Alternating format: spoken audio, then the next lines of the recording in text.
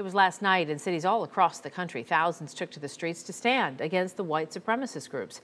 In Atlanta, a peaceful march ended with some protesters defacing the Peace Monument at Piedmont Park. It's a small group that climbed on top of it, spraying it with red paint, while a chain was thrown around it to try and bring it down. 11 Live's Joe Henke is taking a closer look.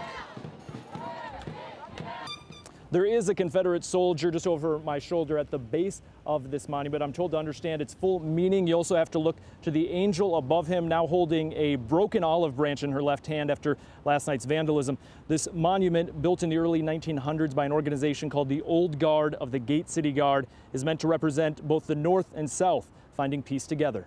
Hello. Colonel John Dietrich with the Old Guard of the Gate City Guard came to Piedmont Park to take photos of the vandalism done to the Peace Monument. Can I ask you some questions? Of course you can. He then met Kim Sparks, who began asking about the monument's history while streaming video of the damage on Periscope. So our organization built this monument in 1911 to celebrate the reunion of the North and the South. And while Dietrich explained there is a Confederate soldier present, the focus of this piece of art is intended to be the angel of peace standing above him with an olive branch in her hand.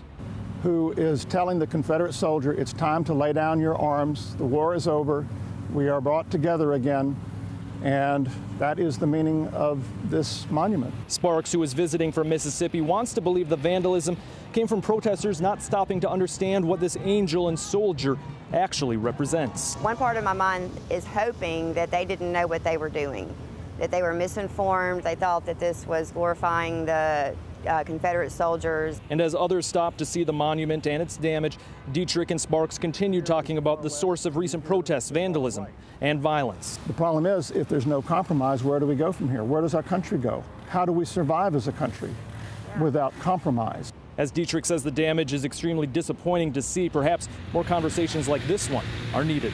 And the Old Guard gifted this monument to the city of Atlanta back in 1911. I confirmed this afternoon with the mayor's office. The city is responsible for restoring any damage to public art, such as this monument here behind me, and they're currently reviewing their options for taking care of this piece of artwork. I also talked with a spokesman from the Atlanta Police Department this afternoon. He says officers arrived after the monument was already defaced last night, and they're asking for anyone with any information about who vandalized the monument to contact them. Back to you. Joe Henke reporting.